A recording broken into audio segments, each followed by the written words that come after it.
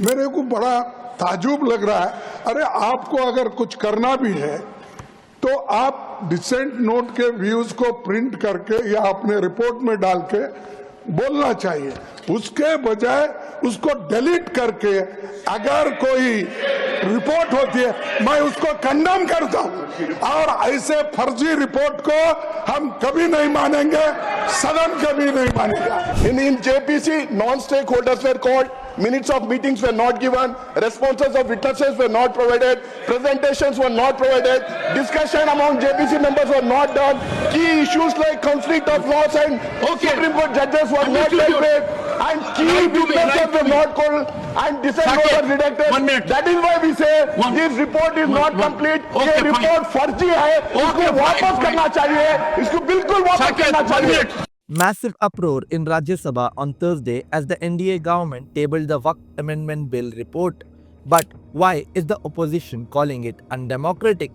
Leader of the opposition in Rajya Sabha, Mallikarjun Kharge, slammed the report, calling it a fake report after dissent notes from MPs were allegedly removed. This is injustice, he said, demanding the report be sent back for reconsideration.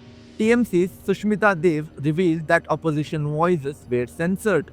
How can you hide our opinions in a democracy? She questioned. Samajwadi Party's Dimple Yadav claimed the entire opposition stands united against this bill, while Uddhav faction Shiv Sena's Arvind Sawant called the JPC process flawed. Will the government reconsider, or is this another case of suppressing opposition voices?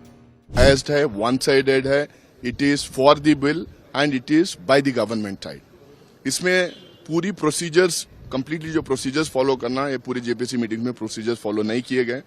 Non stake holders को बुलाया गया अपनी बात रखने के लिए। 97-98% of the stakeholders oppose this bill. कुछ लोग जो ये नॉन स्टेक होल्डर्स को बुलाए थे वो लोग सिर्फ इसको सपोर्ट किए हैं। मीटिंग्स के मिनट्स हमें दिए नहीं गए। विटनेसेस जो आए थे उनके जो रेस्पॉन्सेस, उनको जो सवाल पूछे थे वो हमें प्रोवाइड नहीं किए गए। प्रेजेंटेशंस उनके हमें टाइम पे नहीं दिए गए। जेपीसी मेंबर जब स्टेक होल्डर्स के साथ मीटिंग्स हो गए थे, जेपीसी मेंबर्स को आपस में जो बैठ के बात करके तय करना है इश्यूज पे, उस पे डिस्कशन नहीं हुआ।